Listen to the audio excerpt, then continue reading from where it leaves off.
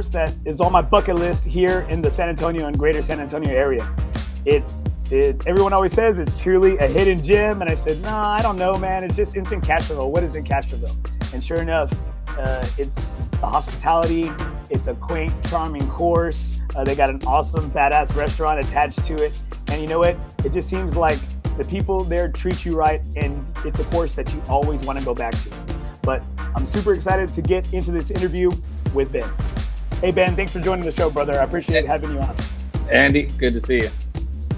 All right, man, let's get right into it, man. So why don't you tell us just a little bit about the Alsatian?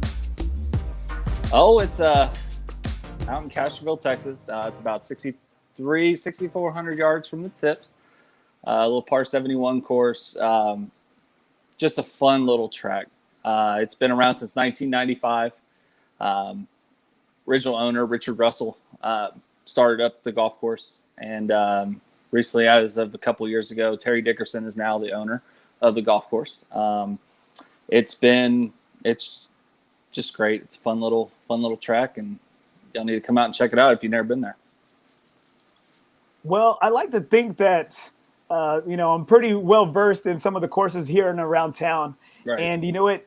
I think one thing that really attracts a lot of people to your course is y'all's Wednesday skins games. Oh, yeah. And you know what? I have a second job and I work every Wednesday night, so I'm always out. I can never play in that game. But a lot of my boys, a lot of my blue collar golf brothers, they always go out there and play. And man, like they said, they get some nice pots and some nice action out there. Oh yeah, for sure. So we have actually a couple different games. The Wednesday night scramble we have during the longer period daylight time. It's usually March through September. They just do a 10-hole scramble. But yeah, they usually get, almost 50 guys plus sometimes. Right now, starting to taper off a little bit. Dove hunting just started. Opening season was yesterday. But yeah, that's a fun little game. And then we also have a money game on Thursdays. They're at 1:00. And actually, if a lot of the guys that listen to this podcast and tune in, I'm sure they may have played before, but it's actually the money game that came over from Divine Golf Course. It was there with Kevin Yandy for many, many years, and he retired and brought it a little closer to where he lives. We've had that going for 3-4 years now. So yeah, we have a little exchanging of money going on a little bit there. It's a lot of fun, a lot of good. It's a good group of guys. A lot of side bets, just drinking beer, having a good time. Well, we'll get a little bit. I got a couple of stories about some of the times that we've had out there, and it's made it a little bit difficult that drive home, but we'll get to those a little bit later. Now, why don't you tell us, how did you make your way out to the golf club? So I actually went to high school at Medina Valley in Castroville. So I played on the golf team. I was actually graduated back in 2007, showing my age a little bit. It's getting harder and harder to admit that. Yeah, so that was actually our home course. Practiced there all the time. Knew all the people there. Just grew up in the community. I actually kind of made my way back to the golf world because of a professional golfer that I have a relationship with. His name's Curtis Reed, and I actually started caddying for him. And his mom happens to be the general manager at the Alsatian. So, when I was caddying for him, we had off weeks and stuff like that. So when I come home, you can only sit around the house for so long. So I just went out there and worked part-time. I know, like I said, it's a hometown thing, and know a lot of people, a lot of the members, and known them for many, many years. And just something to do, make a little extra cash and, pass my time. What's the lowest round that you've ever shot out there? Me personally, 65. What's the course record? 57. 57? So 57 from the men's tees, 59 from the championship tees by the same person. Don't tell me it's Curtis. Yeah. Are you sure he's not getting some home cooking? He didn't get some home cooking out there? Well, he did grow up on that course. He knows every little break. It's kind of funny. It's with talking with that, this is episode 57 you were saying of your podcast, and they actually, his first time being in the Valero Texas Open, they found out about him shooting 57. So they wrote an article saying Mr. 57 gets a shot. it's kind of funny how this is all lining up. That's just kind of funny. Well, it's a small world. I've known your parents for a good amount of time. My second job is I do work bingo, and I've known your parents for the longest time. Yeah. And it's a small damn world. It is a small damn world, especially in the golf world, right? Especially here in San Antonio. Absolutely. And so for many years, I worked at Randy's Ballroom for about 9 years. Right. And knowing your parents, I mean, I always talk. Probably all 9 years you were there, I bet. I did. I always talk golf with your dad, right? I always talk with Scott. And we're just always talking golf. And then, he told me that, you were on the bag for Curtis in Canada. And he said, hey, we're going to be at the Valero Open. And then sure enough, I ran into him.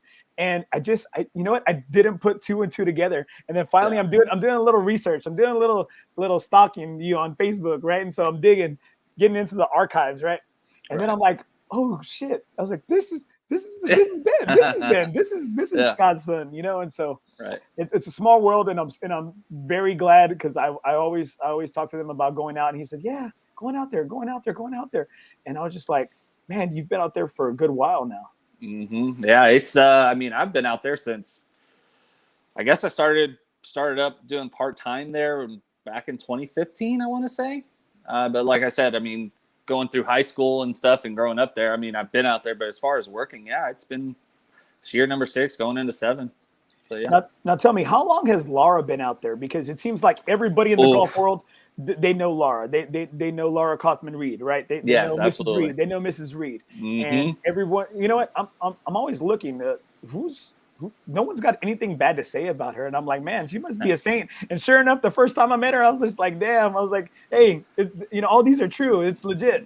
Yeah, she's great. She is a very colorful person, and she is she's like another mother to me. I've known her since I was 15, and I'm 32 now, so she is like another mother. I mean, I was always practicing with her son and playing, and now working for her. I actually work for 2 Reeds, which I never thought that would be a thing. But she's, how I describe her is she's someone that you can meet once and never forget. Right here. She has that impression, yeah. Oh, right here from Becky. Love us some Alsatian Golf Club. Ben and Laura are an added bonus. Hi, Becky. Well, thank you, Becky, for commenting on here. Every now and then, we'll get some good stuff and not so good stuff. And sometimes my show is NothingisOB, but depending on the temperature, right? Fair enough. All right. So what makes really Alsatian, again, doing a lot of research on the course, even though I've been there, I've played there, I've taken in a lot of the course, and then a lot of, Giulianis, and what does make it a true hidden gem? I mean, to me, my opinion, it has a lot to do with the small town of Castroville. Well, it's starting to get bigger and bigger. San Antonio's getting closer and closer. But that small town feel, we got a couple nice stops. Habee's Bakery, it's a iconic stop. Juke's Meat Market. And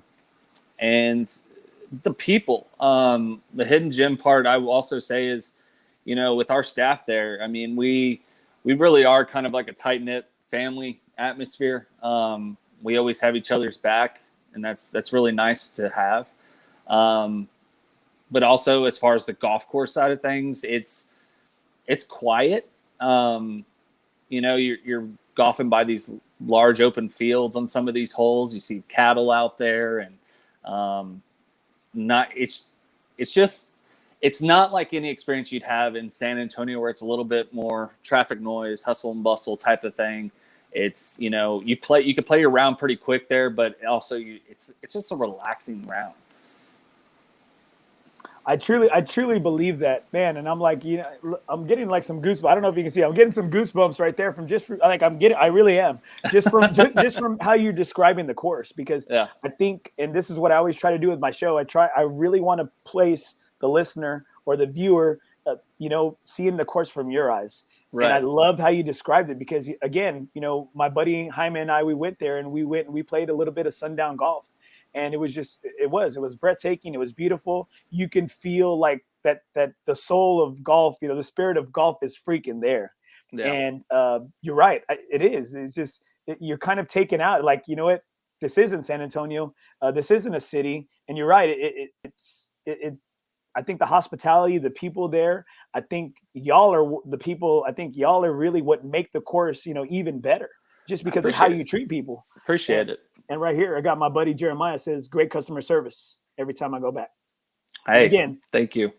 And it does. We always try to put an outing out there just from how y'all treated us the previous time. Hey man, it's how I look at it. I mean, I'm a golfer. How do I want to be treated when I go out to a golf course? I mean, I'm the first point of, when somebody walks through that door. I mean, they're going to get their first impression by me, and just be yourself. Just be nice. They're coming out to golf. They're coming out to have a great time. Start their great time when they walk through that door. So. Well, for some of the people that don't know about Alsatian, I want to go ahead and play just a little clip that shows some great views of the holes and just a couple little things about it. Cool.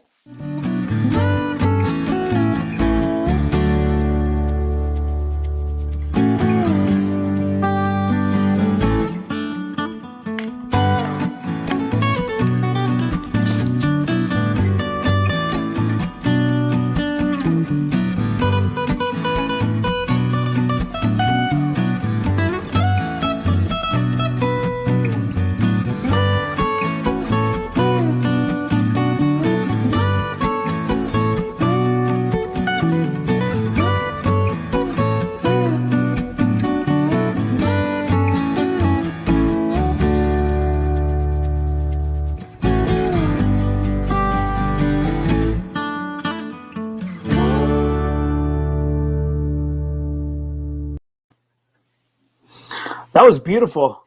I want to know, how many times did it take for that guy to make the putt? I was actually there. I want to say it was it had to be at least 10.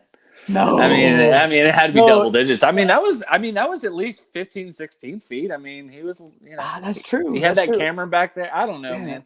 But it was actually just a random customer. A lot of pressure. Yeah. But I saw the ball. It was a top flight, so. Yeah, fair. You couldn't get him a logo ball or something? I mean, come on, dude. Well, it was kind of a spur of the moment. So, yeah. All right. Tell us, favorite hole on the course. Because somebody said right here, I got one of the sometimes they don't register on here who the Facebook user is, but it says Alsatian, home of Texas toughest second hole. Okay. All right. Yes. Okay. Boom. Got that. All right. Here it is. Second hole, right? First time playing out there. And it's a short par 4, right? Because it kind of goes down a little bit. It's got the 150 pull right there. And then the green's off to the left, down to the left. Right. Well, we're playing there. And my buddy said he hadn't played there since, I think he said like 98. And then that was the old course. And this is my first time, right? So we're there. I hit 3 hybrid. We both lay up to about, slightly past the little 150 mark, right? And I'm zapping the pin, and I'm like, damn, it's like 182. Yeah. I'm like, shoot, 182. And my buddy's like, okay, I think I got like 176. So I take out my 3 hybrid. I freaking pipe one. I get on the green, and I'm like, man, I'm feeling good about myself. Well, next thing you know, we look, that's the green for hole 3. Right. And I'm like, damn, I said I hit one of the best shots of my life. The course did have a redesign. That was one of the changes, but number 3 green used to be number 2 green. So it was built up the land, and it didn't go down towards the water as much, but yeah, it used to be a pretty beastly, second hole of the day. It was, 440, 450 back in those times. It was tough. But yeah, number 2, that is everybody's favorite. I get a lot of complaints about that, but it's difficult. You usually just hit about a 220, 240 shot off the tee, and then you got a little flick wedge to the green, to our little island green out there. And, but it's just a little intimidating. You get those, you get people hitting to a green, you got water, surrounding it, they freak out a little bit, and you're like, oh, it's just a wedge. Like, I should do that. And there goes a skull. There goes a chunk in the water. I've seen a lot of things happen on that hole, and I've done it too. I'm not saying I never have. I've hit it in that water a few too many times myself. But yeah, no. But as far as like my favorite hole personally, I'm going to say number 13, par 4, dog legs left. To me, from the tips and the blues, like the tee shot is just the most beautiful tee shot out there. Especially, in the springtime, everything's real lush and green. The trees are fully grown. It's just, you're up top, elevated tee shot, and it just goes downhill and dog legs left, and you can kind of cut it over the tree a little bit if you want to be brave, go aggressive, or bail out a little right just to make sure you're over that little creek. But I just think it's beautiful, and that's a challenging hole. It is. It's a badass hole. It's a beautiful hole. I think, especially if you're looking at the tee box, because then you got the little RV park right there. You got the pool right there, and then the sun setting behind you. That's pretty. Yeah, badass. It's beautiful. Yeah, it is. And then you do. I've been in that creek a couple of times right there because I didn't swing all the way through, but right. It is a tough hole. You got to go over that tree. Then you got to bunker. You got to bunker to the left. You got bunker to the left right there, green side. And so it is a pretty tough hole. But I like that hole. I like that hole as well. Yeah. I'd have to say my favorite hole is, as funny as it sounds, I think it is. It's 18. It's 18. It's a nice par 5. It's a real pretty hole as well. Well, because I'm not a long hitter, and I think it was the first time I hit it. I hit into the rocks and it was dry, and it was just like out, and it gave me like 20 more yards, and I was like, all right, I love this hole. Yeah, that's always nice when the bounces go your way, for sure. All right, so why don't you tell me, what's your favorite golf memory from being out there? Out there? Not craziest, but favorite golf memory.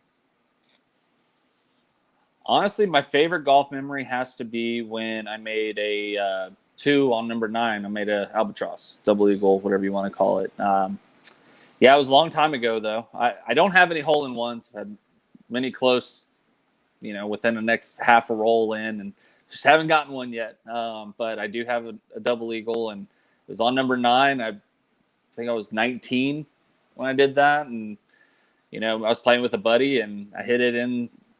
The sun was setting, so I was kind of blinded. But I hit it right at it, and we couldn't see it land on the green, and we went looking all around, and he went and looked in the hole, and he goes, "Dude, it's in the hole." And I was like, I wish I would have saw it go in, but still, it was pretty cool, But yeah, that's my. Yeah, I would say that has to be.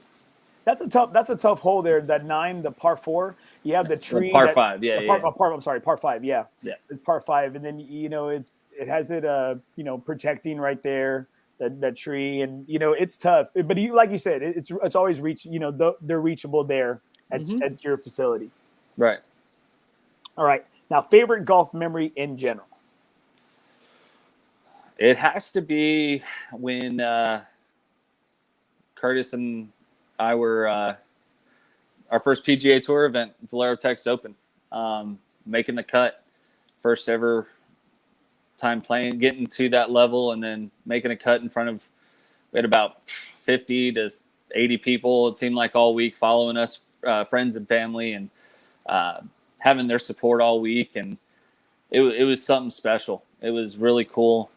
Getting to meet some of the pros. You grow up watching on TV, and and they're all super friendly, and they're in Curtis's ear and giving him advice, and then even the caddies that have been out there for a while, they're talking to me, giving me little pointers here and there, and it was just super cool. I couldn't describe it. I mean, just think about it right now, like you said earlier, I'm getting goosebumps just thinking about it.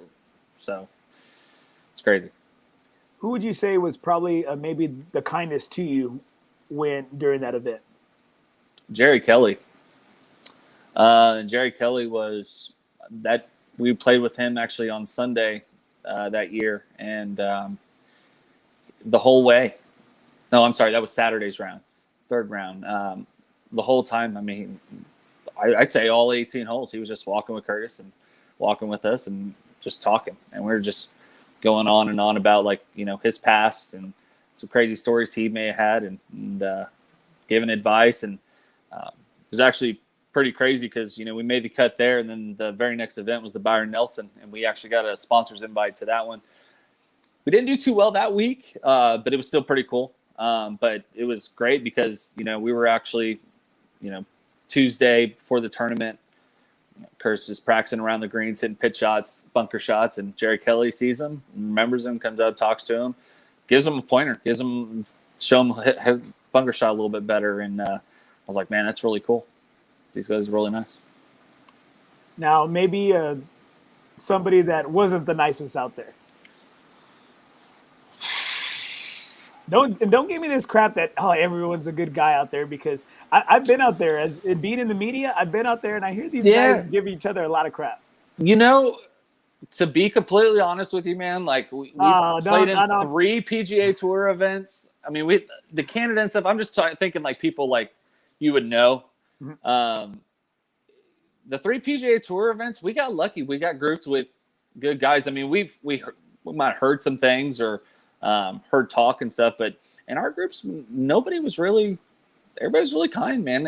I mean, think about it, dude. You're playing, you know, for over $1 million every week. How like angry could you be, or, you know, in a bad mood could you be? Hey, and that's true. It's a resort at the J-Dub, you know. So hey, every week they're life-changing money every week. You know, it's like, I don't know how you could be mean. So what was your payout that week since y'all made the cut? What was your payout? Well, so you know, it was a tale of two halves.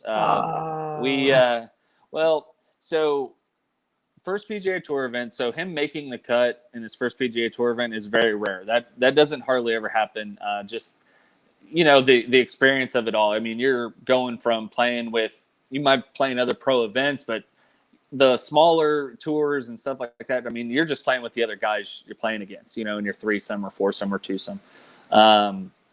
There's no fans. I mean, there might be a couple here and there that, you know, the old couple that lives at the course they're playing that week or something, just coming, you know, looking out the backyard. But he actually, ball striking wise for the week, and he actually ranks, he hit more greens and more fairways than anybody that week. He led the field in ball striking for the week, but his putting was terrible. So it could have been something really special if we got a few more of them to drop in. But, you know, the course conditions are different. They overseed with Rye. It was just a little bit. It was his first time putting on something like that. So it was a unique experience. But what was the payout? What did they get? So he did 52nd place, and I think he made just short of $15,000. Okay. Tied for 52nd. Uh-huh. And it's 65 and ties make the cut. So I mean, I got 10% of that. Plus it was almost a couple grand that week. Okay. And I got to stay at the JW for free. So that wasn't a bad deal. Okay. That was my next question. Did you get to sleep in your own bed or anything like that? No. I did. I did in his room, but yeah, we had 2 queen size beds. Yeah. Curtis is like a little brother to me, man. We've grown up together. We played high school golf together, won a state championship together. We've done all these. I've caddied for him when he was a junior golfer to professional. I mean, he's a little brother. He really is a little brother I've never had. So we have that kind of relationship. Luckily, that, you know, we'll travel together, and I can stay in the hotel room with him. He's cool with it. He prefers it, you know, that sort of thing, and that's great for me wanting to do that because that saves some money in my pocket. Is there any cuddling going on, or? I mean, occasionally, you know, as a caddy, sometimes you got a little spooning, you know, whatever's going to help make the cut, man. You know what? Hey, that's why I like you, Ben. Whatever like gets the job done. There you know, I'm trying to get paid too. That's my man. That's what I like to hear right there. That's fine. Now, tell me about your time in Canada, because I know I've had several pros on here, and especially teaching pros, and they always talk about the grind and talking about, you know, making it or giving them a shot, you know, or giving the game a shot. And when it's time to kind of, you know, hey, cut that cord. What were some of the toughest times that you and Curtis went through? You know, Canada was great. We did it for 3 summers. and beautiful country. We started in Vancouver, and we went as far east as Nova Scotia. I mean, I've seen more of Canada than most Canadians, I'm sure. It great experience. The roughest part probably was our second year. So our first year, he played pretty well. We finished, we kept our card. You had to be top 75, got to keep their card. I think that we were in the top 40, I think, or top 50, something like that on the money list. But the last 4 events of that year, he was really coming into himself, getting comfortable. And he actually shot the lowest round on the tour that year. At the tour championship event, actually shot 59 that last round.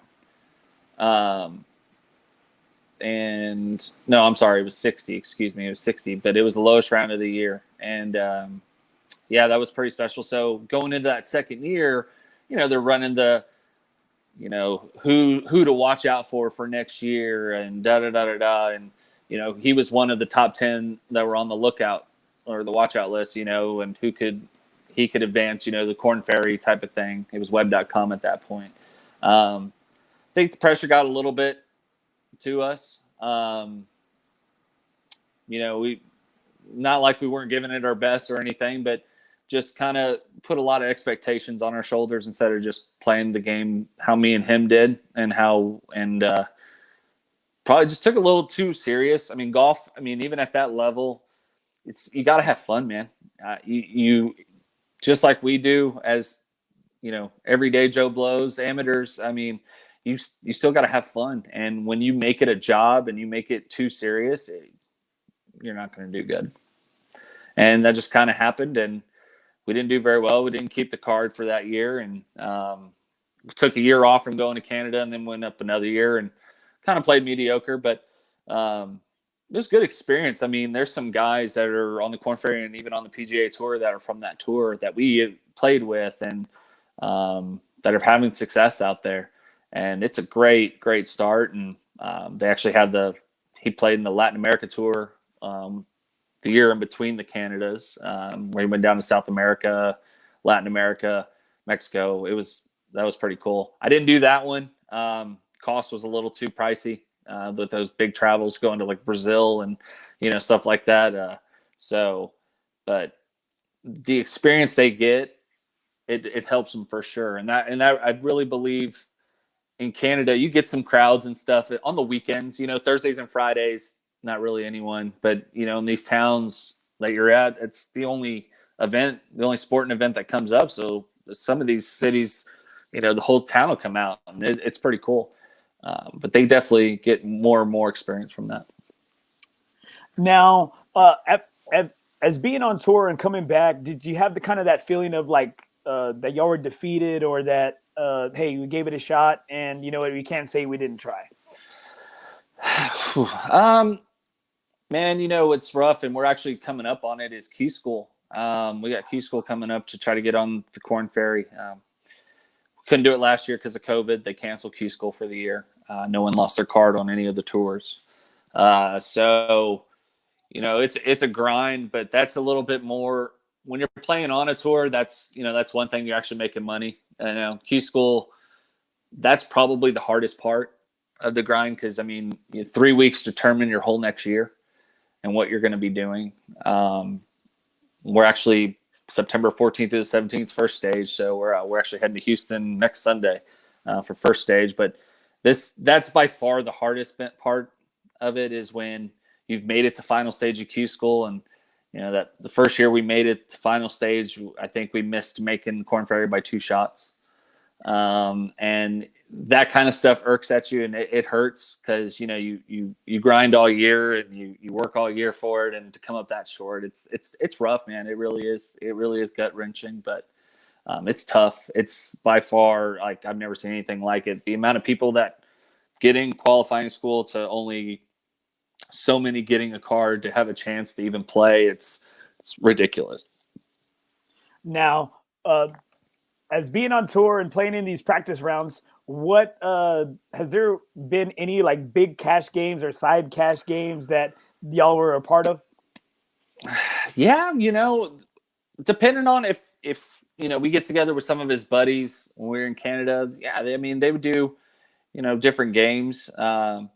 Usually a little 2-on-2 action, or if it is just two of us, play a little 1-on-1 match play. Or a lot of times they do that and actually just float the caddies the money, which is pretty cool. That's happened a couple times as like a little bonus type thing. Or play they play for lunch, play for dinner, or stuff like that. But probably the most that I can recall was probably, I think we did like $50 a hole on one of the practice rounds type of thing.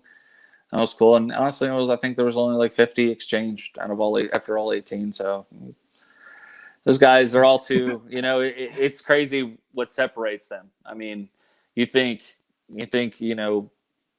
we go out and shoot even par, or couple over or couple under. We're like, oh man, we're pretty good. And no.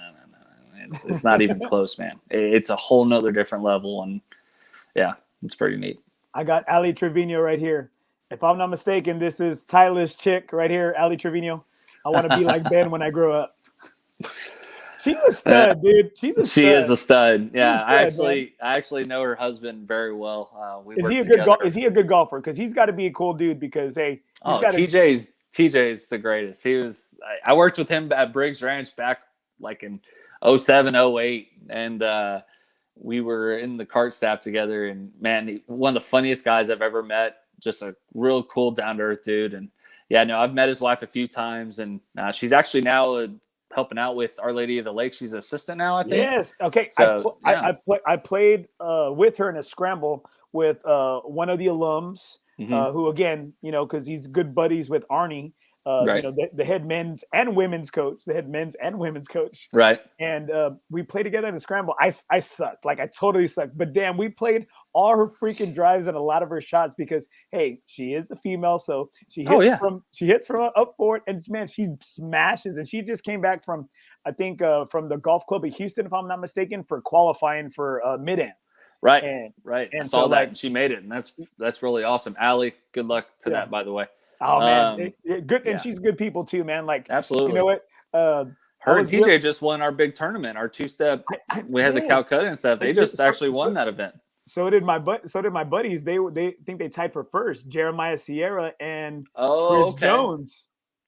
Okay. They must have won the shootout then, because they must have tied for first, and then they go to a shootout. Yes. And Allie and them must have won the shootout, because that's like the extra cherry on top. So that's probably what it was. Right here. I got it. I think this is Mrs. Reed. Ben is the best. He makes Alsatian special. No, everyone does. We're all good. I like that. I do think everybody's got a big part in it. Ask Allie how she made out in the two. You just did it. You just answered that. Yeah. Yeah, I think they made out good. Unfortunately, I was a little under the weather, so I missed that event, and that's the first one I've ever missed. And no, it's a fun time. It's a good tournament. That one and our Triple Crown tournament, those are just a blast. Now, in speaking about the course, you have a great restaurant located and attached to y'all, Giulianis. What is your go-to menu item on there? Because menu item? I'm going to tell you. Well, I don't know. You might have a special secret menu, whatever, because you are Ben, you are the director of golf out there. I'm going to tell you. I think it was called the Bandito. And I think it was a brisket, sausage, grilled cheese. Yeah. Oh my gosh, right. Dude, it's huge. I'm gonna tell you. Like, I said, you know what? I do not like being defeated, and I said I'm gonna take this bad boy down.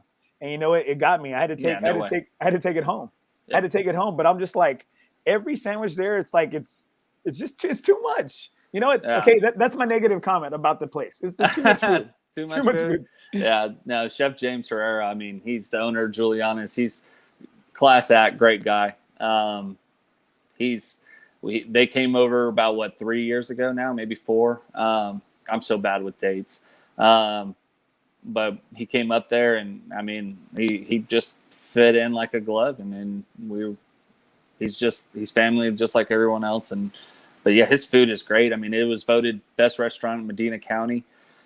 We got best golf course in Medina County, but so that kind of works out in our favor. We got that, and but yeah, his food's solid. But I mean, I got as We far got your as meal my right here. favorite We dish. got your meal right here. There it is. Ben loves the Caesar salad with grilled chicken. Now Yeah, it's the that turkey is wrap with true. bacon. That is true. That is true. That is true. Yeah, the Hell Caesar and then turkey bacon wrap. That's what. As far as like a dinner though, like the creamy Cajun chicken pasta is very good. Golf movie? Oh, 10 Cup. Who are you in that movie? Has to be 10 Cup. Roy What McAvoy. Roy McAvoy. All right, Oh, for sure. my man. I like that movie. I'm more of a Romeo character. I'm more of a Romeo kind of guy. What a great movie. Now tell me, what's something that we as customers and golfers do not know about the course that you would like to let everybody know? That's a great question. Something about the course that nobody knows about.